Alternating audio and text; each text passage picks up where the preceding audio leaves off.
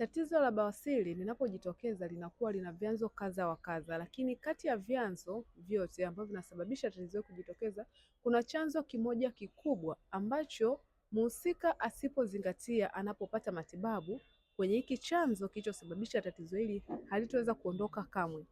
Kuharibika kwa mmeng'enyo wa chakula ni chanzo kikubwa sana kinachosababisha tatizo la bawasiri. Na kuharibika kwa mmeng'enyo wa chakula kumekuwa kukisababisha mtu kupata choo kigumu au kutokupata choo kwa baadhi ya siku. Sasa hii hali inapojitokeza kwako inakuwa inasababisha kuathiri ile mishipa sehemu ya njia haja kubwa ambayo ndio inasababisha bawasiri yenyewe. Kwa maana hiyo unaweza ukawa unapata changamoto ya bawasiri kutokana na mmeng'enyo wako wa chakula kuharibika.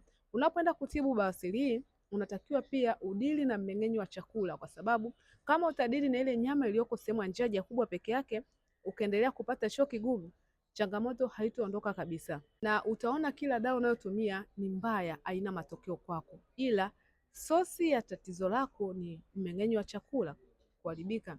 Kuna mwingine inaweza ikawa inakuja na kurudi, kuna mwingine inaweza ikawepo moja kwa moja, lakini kuna mwingine ambaye ana bawasiri ya ndani, haitoki nje lakini iko ndani, anakuwa anahisi kabisa kuna uvimbe sehemu yake ya njia haja kubwa kwa ndani. Zote hizo ni aina za bawasiri. Unapotakiwa kuzitibu, anza na chanzo kilichosababisha tatizo hili kuweza kujitokeza, utakomeza kuepukana na changamoto hiyo. Wasiliana nami uweze kupata matibabu sahihi, kwa sababu nimesaidia watu wengi sana wenye changamoto za bawasiri na wameweza kupona kabisa na bawasiri yao kutokuwa na uwezo wa kujirudia.